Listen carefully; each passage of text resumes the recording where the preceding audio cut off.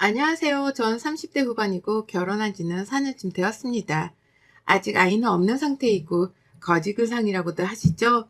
제가 오늘 들려드릴 제 사연의 큰 주제가 바로 이 거지근상인데요. 며느리인 저를 딸처럼 생각하시겠다더니 정작 돈 앞에서는 아들과 며느리를 제대로 차별하시는 저희 시모에 대한 사연입니다. 그전에 저는 다니던 대학을 자퇴하고 피부관리사로 일하기 위해 자격증을 준비했어요. 자격증을 준비하자마자 운이 좋게도 피부과에 바로 취업을 할 수 있었고 취업해서 많은 걸 배우며 일을 했죠. 사회초년생이고 신입이다 보니 제가 아무리 열심히 한다 해도 피부과에선 버는 돈에 한계가 있어서 조금 속상하긴 했습니다. 제가 하는 노동에 비해 박봉에 속했으니 말이죠. 그러던 중 제가 잘 따르고 좋아라 했던 언니가 있는데 그 언니가 피부과로 관두고 에스테틱 쪽으로 갔거든요. 그쪽에 털을 잡고 있었는데 벌이가 훨씬 괜찮고 일하는 것도 훨씬 괜찮다며 저도 그쪽으로 오라고 했죠. 많은 고민을 하던 끝에 저는 에스테틱 샵으로 옮겨서 일을 했습니다. 확실히 벌이가 달랐고 제가 하는 만큼 벌 수 있는 구조인 곳에서 일을 했어요. 그러다 보니 손이 빠른 편이고 저를 찾아주시는 고객들이 많으셔서 돈은 아쉽지 않게 벌 수 있었습니다. 물론 퇴근하고 나면 온몸이 아프고 녹초가 되었지만 쌓이는 돈을 보면 그렇게 뿌듯할 수가 없었죠. 일이 힘들고 정신없다 보니 돈 쓸 곳도 없었고 솔직히 20대 내내 거의 돈을 모으기만 했던 것 같습니다. 제게는 목표가 하나 있었거든요. 언젠가 꼭 내 샵을 차려야지 라고 크게 다짐했고 그러기 위해선 돈을 많이 모아야 했습니다. 미친 듯이 일을 했고 고객 관리에도 소홀하지 않았어요.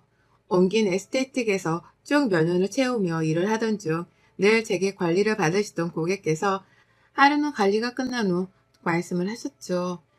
사실은 저희의 경쟁샵이었던 그 샵 실장이고 스킬이 남달라서 몇 번이나 와서 테스트를 해봤는데 너무 욕심이 난다면서 저를 스카웃하고 싶다고 하셨습니다. 솔직히 있던 곳에서 대우가 나쁘진 않았으나 연봉을 올리는데 한계가 있었고 저보다 다 나이대가 있다 보니까 한참 어린 제가 돈을 잘 버는 걸 못마땅해 하는 관리사들이 꽤 있었죠. 또 오래 일하기도 했고 슬슬 옮길까 싶었던 찰나에 너무 좋은 기회였고 전 제안을 받아들였습니다. 그렇게 제안을 받아들이고 간 경쟁샵의 조건은 너무 좋았어요. 워낙 유명한 곳이어서 연봉은 비교가 안 될 정도였죠. 그전에도 돈을 열심히 모을 수 있었는데 이직한 샵에서는 더 버니까 더 모을 수 있었습니다. 또 실장님, 대표님께서는 제게 스킬이 남다르다며 고객 관리하는 센스도 있으니까 여기서 멈추지 말고 꼭 샵 오픈도 해보라며 제가 더 성장할 수 있도록 키워주셨어요. 실장님과 대표님이라고 해봤자 저랑 나이 차이가 그렇게 많이 나지도 않았고 제게는 너무 든든한 선배 같은 느낌이었죠. 여기서 자리를 잡고 30대를 맞이했을 때 남편을 만나 연애도 시작했습니다. 남편은 제 일에 푹 빠져서 하는 제 모습이 너무 멋지다고 해줬고 샵을 차린다는 저를 응원해줬죠. 제가 늘 일 때문에 바쁘고 늦게 끝나서 데이트도 제대로 못했지만 그런 부분도 다 이해해줬던 사람이에요. 만나면 늘 제 손목과 손가락부터 마사지를 해주던 사람이었죠. 고객들 관리를 해주다 보면 손가락, 손목 나가는 건 일도 아니어서 늘 아팠거든요. 그걸 잘하기에 제 손을 꼭 잡아서 마사지 해주는 게 습관이 되었던 따뜻한 사람이었습니다. 그런 남편과 3년 넘게 연애를 했을 때쯤 전 드디어 제 샵을 오픈하게 되었고 너무 설레이고 행복했어요. 다행인 건 제 샵을 오픈한다는 소식을 듣고 직원으로 와주겠다는 선후배분들이 많아서 다행이었습니다. 샵 컨셉의 규모도 있었고 회원제, 예약제로만 운영해야 하는 고급 VIP 에스테틱이라서 아무나 그냥 들어와서 관리를 받을 수 있는 에스테틱은 아니었어요. 그만큼 관리사들도 신중하게 채용을 했죠. 프라이빗함의 끝을 보여주는 샵이라서 그런지 이런 걸 선호하시는 분들이 많이 찾아주셨고 오픈빨이 시들해져도 영업은 성공적으로 잘 되었습니다. 샵이 안정되었을 때 저희는 바로 결혼을 했어요. 결혼을 하고서는 인생의 모든 걸 잃은 듯한 기분이 들었던 게 평생의 꿈이던 제 샵도 오픈을 했고 결혼이란 숙제도 뭔가 해냈으니 이제 더 바랄 것도 없었습니다. 무엇보다 남편과 있으면 마음도 편해지고 안정되는 게 너무 좋았거든요. 결혼을 하고 집에 있으니 그렇게 편한 시간이 길어져서 더욱 좋았죠. 샵을 오픈하고서는 특 VIP가 아닌 이상 제가 직접 관리를 할 일이 없어서 일찍 출근하고 늦게 퇴근할 일이 없었습니다. 그래서 남편 아침도 차려주고 청소도 하고 천천히 오후쯤 출근해서 샵 관리를 하고 그러다 퇴근을 했어요. 20대 때부터 쭉 쉼없이 달려왔던 삶에 드디어 쉼이란 게 생긴 기분이었죠. 그럼에도 불구하고 마냥 쉬지는 못했던 게 저를 보고 오시는 고객들이 많았기에 저희 관리사분들에게 주기적으로 제 스킬과 노하우를 알려주는 수업도 1대1로 진행을 했습니다. 물론 아무나 알려주는 건 아니었고 정해진 연차수가 된 직원의 한정에 알려줬어요. 그렇게 되면 VIP 고객 관리가 가능해지는 거고 급여가 달라지죠. 또한 저 역시 직원이었던 시절이 길었기에 복지를 최대한 섭섭하지 않게 해주려고 노력을 많이 했어요. 불필요한 복지는 하지도 않았고 현실적으로 필요한 복지로만 말이죠.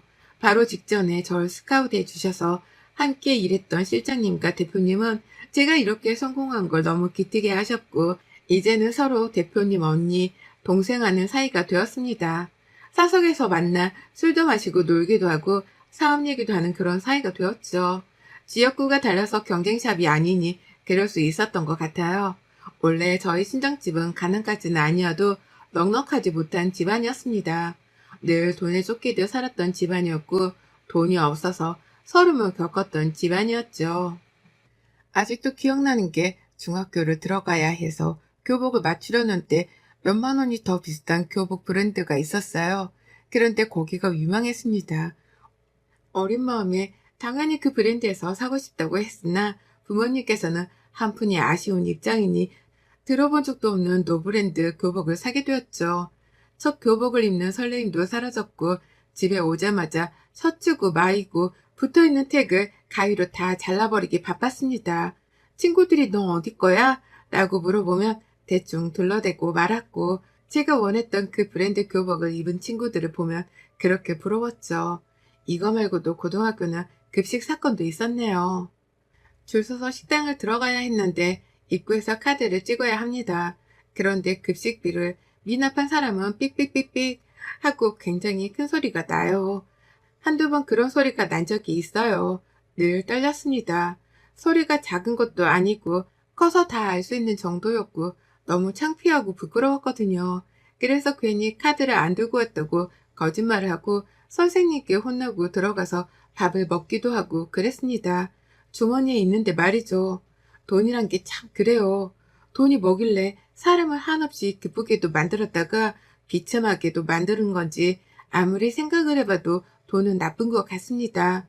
이렇게 배고프고 아파본 적이 있기에 전 제가 성공하고 여유를 찾고 나서 전세 대출을 끼고 살던 부모님께 자가집을 사드렸어요. 사람이 집이 있어야 안정이 되게 살잖아요. 처음으로 자가집에서 살게 된 부모님은 저를 끌어안고 엉엉 우셨고 제 위로 언니가 2살인 언니가 있는데 언니는 고맙다고 했죠. 동생이 하든 언니가 하든 집을 산 거면 된 거라고 고맙고 미안해할 필요 없다고 그렇게 훈훈하게 마무리를 했습니다. 이후에도 평생 어떻게든 딸 둘 먹여 살리려고 고생하신 부모님 돈 걱정 없이 사시라고 금전적으로 도움을 많이 드렸어요. 평생 할 수 있는 효도를 아쉬움 없이 다 했다고 감히 말할 수 있었죠. 그래서 저희 엄마께서는 제가 시집 간다고 했을 때 가지 말라고 엉엉 우셨습니다.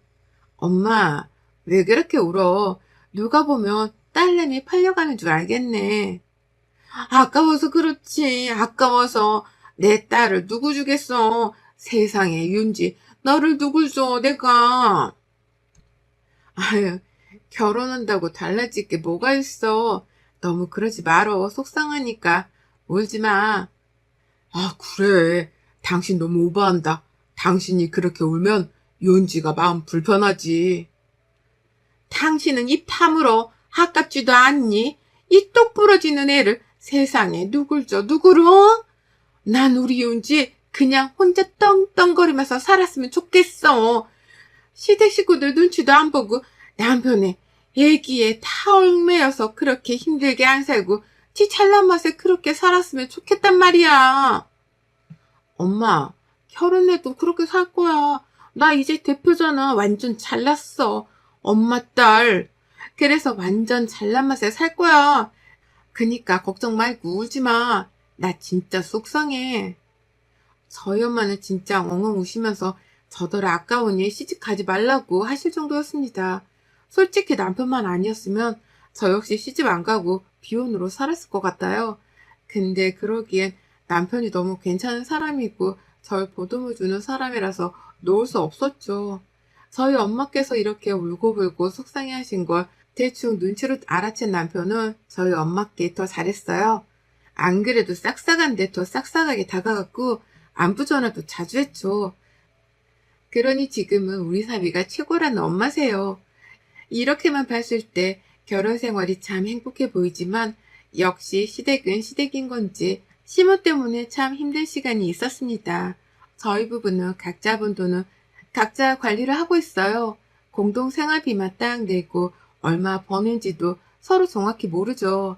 정확한 건 제가 훨씬 더 번다는 건데 그걸 알기에 외식하거나 할 때는 자연스럽게 제가 계산을 하거나 하거든요.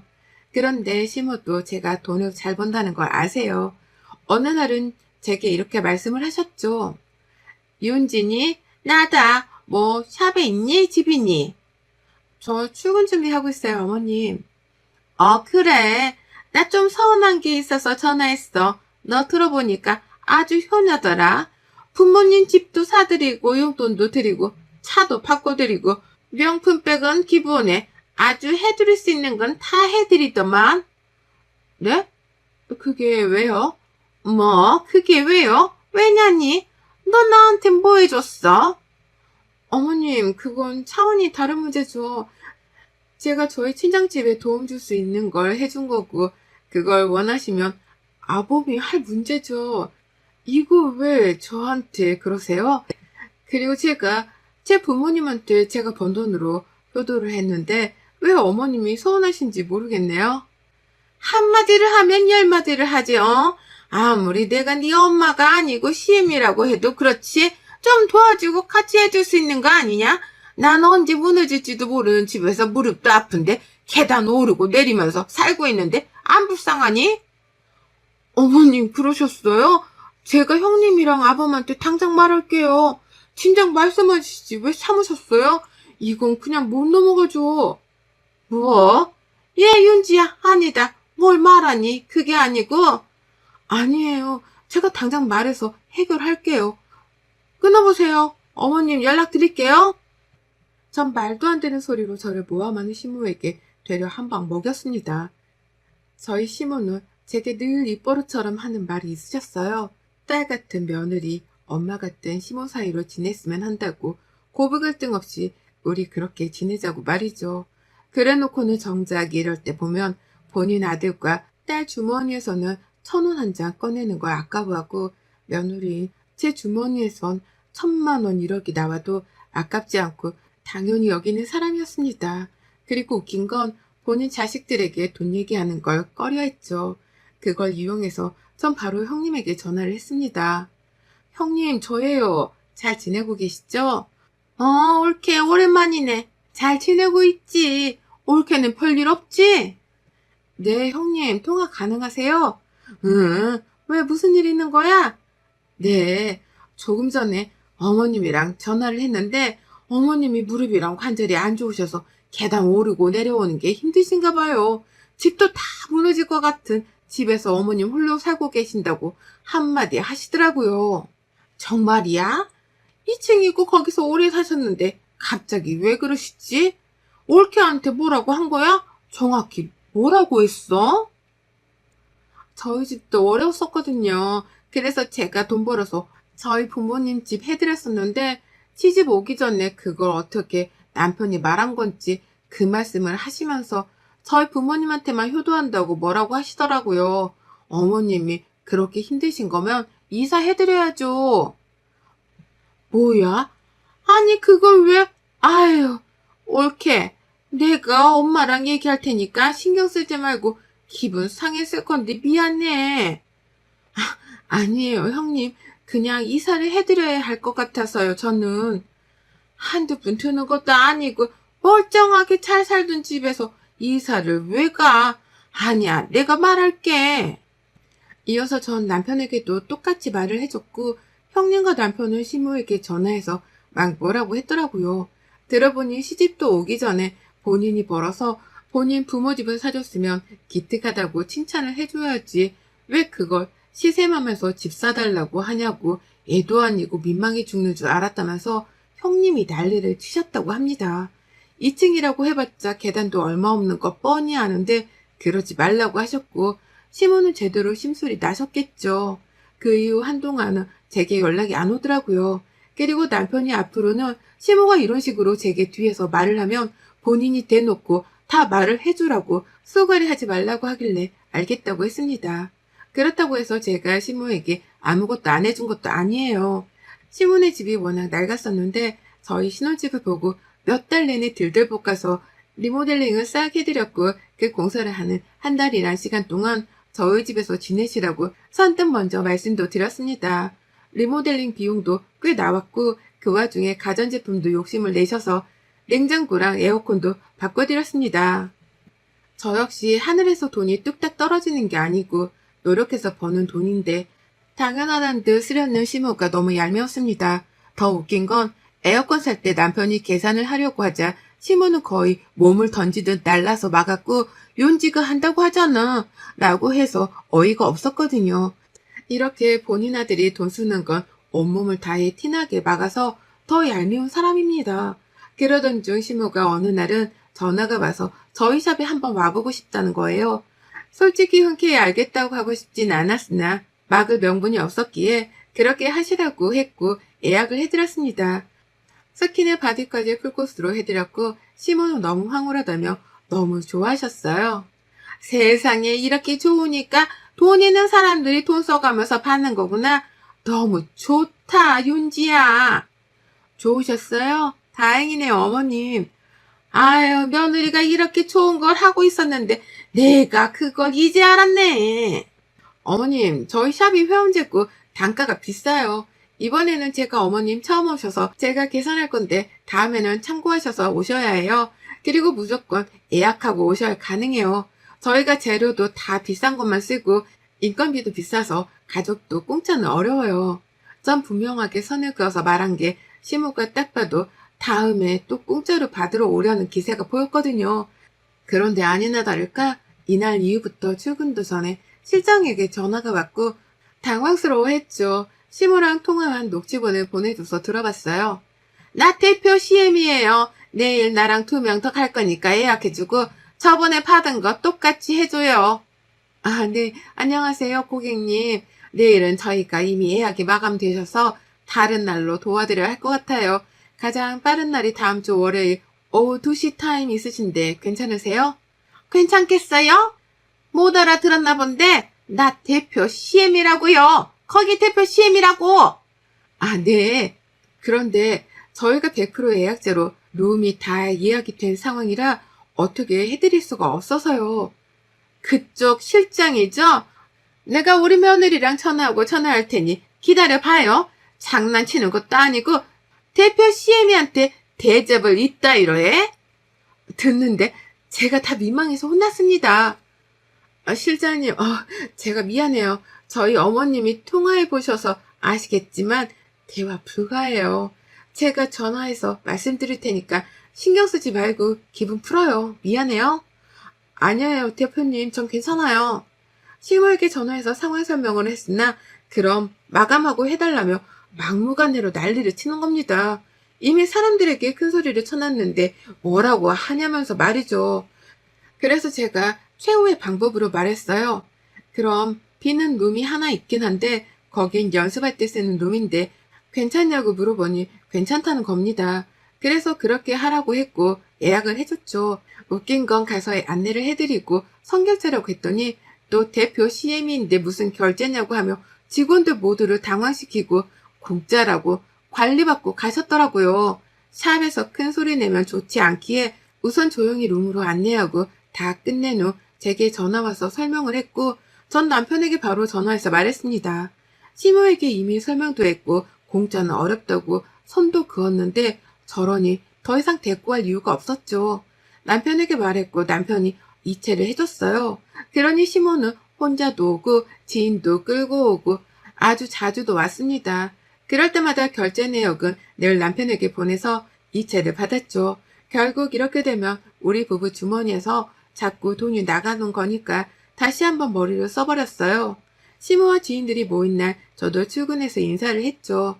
지인들은 너무 예쁘다며 아가씨 같고 멋지다고 아주 칭찬들만 했고 이어 말했습니다. 세상에 며느리가 무슨 20대 같아. 관리하는 대표는 다르네. 아니 근데 매번 이 좋고 비싼 걸 공짜로 해주는데 너무 고마워서 어째요.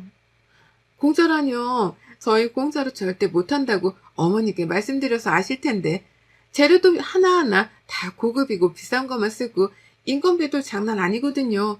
그래서 저희 공짜 자체를 못해요. 그래서 처음엔 제가 늘 결제를 대신하다 남편이 미안하다고 그 이후부턴 본인이 결제하고 있어요. 아, 그래요? 아, 우리는 몰랐네. 계산하고 갈게요. 아우, 미안해라. 아니, 공짜니까 받으러 가자고 하길래 그런 줄 알았지. 그럴 리가요. 저희 샵이 그냥 동네 샵도 아닌데요. 결제는 그럼 앞쪽에서 도와드릴게요. 마무리 하시고요. 지인들은 산색이 되어 결제를 했고 다들 할부까지 그었죠. 시모는 아무 말도 못하고 입국 다물고 있다가 저녁에 전화가 왔더라고요. 얘, 너 지금 나랑 장난치니? 내 아들 돈으로 왜 네가 여태 생색을 내? 저 생색 낸 적 없는데요, 어머님. 제가 돈 내고 하시라고 몇 번을 말씀드렸잖아요. 공짜로 못 하신다고. 애초에 관리를 받으셨으면 돈을 내셔야지. 무슨 심부로 어머님 한두 번도 아니고 저라면 며느리 가게 매출 올려주려고 한 푼이라도 더 쓸 것 같은데 어머님은 지인들까지 다 끌고 오셔서 어떻게 그러세요? 야, 너 말 다 했어? 아니요. 할 말 더 했고 들으세요. 어머님, 아들 돈은 아깝고 며느리 돈은 당연하다는 듯 쓰려고 하지 마세요. 제가 돈 버는데 보태주신 거 단 하나도 없으시잖아요. 생판 나무를 살아놓고 이제 와서 돈 쓸 때만 가족이 마냥 그러지 마세요. 저 가식적인 거 딱 싫어해요, 어머님. 저 혼자 살아도 아쉬울 거 없는 사람이거든요. 이 시간 이후로도 또 이러시면 어머님 귀한 아들 어머니 품으로 반품시킬 거니까 그렇게 아세요? 저 딱 여기까지만 참습니다. 뭐야? 어머님 귀한 아들 반품시키기 전에 아무것도 하지 마시라고요. 그 이후로 정말 시모는 찍소리도 못하고 아무것도 하지 않았어요. 심지어 명절에도 쉬라며 굳이 오지 말라고 했죠. 저희 부부끼리 잘 살면 그게 효도라나? 제가 버는 돈이 있고 어쨌든 덕분에 본인도 용돈이라는 걸 받으니 이혼하는 건 싫은 거예요. 그래서 정말이지 전날 이후로 시모는 제게 간섭이란 걸 하지 않는답니다. 여러분의 생각은 댓글로 남겨주세요. 오늘도 시청해주셔서 정말 감사합니다.